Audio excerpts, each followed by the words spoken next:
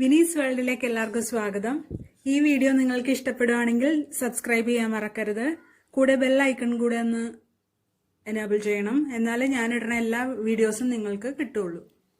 ഇപ്പം നമ്മളിവിടെ ഉണ്ടാക്കാൻ പോകുന്നത് ഒരു നൈസ് പത്തിരിയാണ്. അതിന് വേണ്ടത് 1 കപ്പ് അപ്പപ്പൊടിയാണ്. ആ കപ്പിന് തന്നെ 1 കപ്പ് വെള്ളവും നമ്മളൊരു പാത്രത്തിൽ എടുത്ത് വെച്ചിട്ടുണ്ട്. അതിലും ഇത്തിരിയും കൂടി വെള്ളം കൂട്ടി കൊടുക്കണം. പിന്നെ കുറച്ച് ഉപ്പിട്ട് കൊടുക്കുക. 1 സ്പൂൺ വെളിച്ചെണ്ണയോ സൺഫ്ലവർ ഓയിലോ എന്തെങ്കിലും ഒഴിച്ചു കൊടുക്കാം, അല്ലെങ്കിൽ നെയ്യ് ഇട്ട് കൊടുത്താലും മതി. ഞാനിവിടെ കോക്കനട്ട് ഓയിലാണ് ഇട്ട് കൊടുത്തേക്കണത്.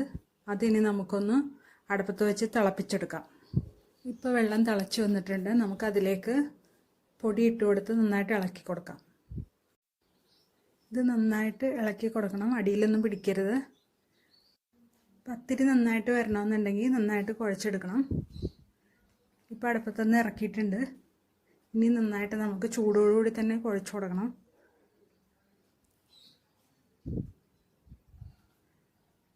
കൈ കൊണ്ട് ഇളക്കിയിട്ട് കൈ പൊള്ളാണ്, ഇത്തിരി വെള്ളം തൊടുവാണ് കയ്യിലേക്ക്. നന്നായിട്ട് കുഴച്ചു കൊടുക്കുക.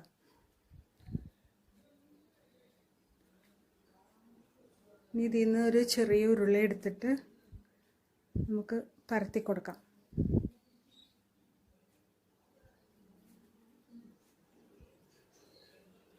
പരത്തി കഴിഞ്ഞിട്ട് ഒരു ഷാർപ്പായിട്ടുള്ള ഒരു റൗണ്ട് ഷേപ്പിലുള്ള പാത്രം എടുത്തിട്ടൊന്ന് അമർത്തി കൊടുക്കുകയാണെങ്കിൽ ആ ഷേപ്പിൽ നമുക്ക് കിട്ടും. ഇപ്പം ഞാൻ അങ്ങനെയൊന്നും ചെയ്യണില്ല. ഇനി നമുക്ക് ചൂടായി കിടക്കണ തവയിലേക്കിട്ട്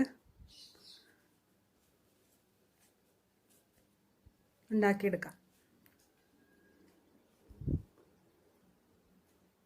ഇപ്പുറത്തേക്കും ഒന്ന് മറിച്ചിട്ടിട്ട് കുറച്ച് എണ്ണ വേണമെങ്കിൽ ഇട്ട് കൊടുത്താൽ മതി, അല്ലെങ്കിൽ എണ്ണയില്ലാതെ ഉണ്ടാക്കണമെന്നുണ്ടെങ്കിൽ അങ്ങനെ ഉണ്ടാക്കാം. ഫ്രൈ പാൻ ആയതുകൊണ്ട് കുഴപ്പമില്ലല്ലോ.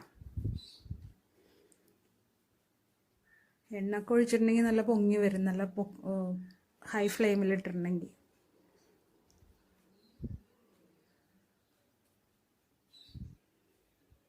ഇപ്പം ഇതായിട്ടുണ്ട്, നമുക്ക് എടുക്കാം. അതുപോലെ തന്നെ എല്ലാം ചുട്ടെടുത്തിട്ടുണ്ട്.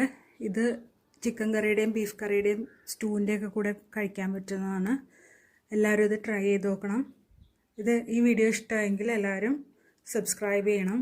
ബെൽ ബട്ടണും കൂടി ഒന്ന് അമർത്തണം. എന്നാലേ ഞാനിടുന്ന എല്ലാ വീഡിയോസിൻ്റെയും നോട്ടിഫിക്കേഷൻ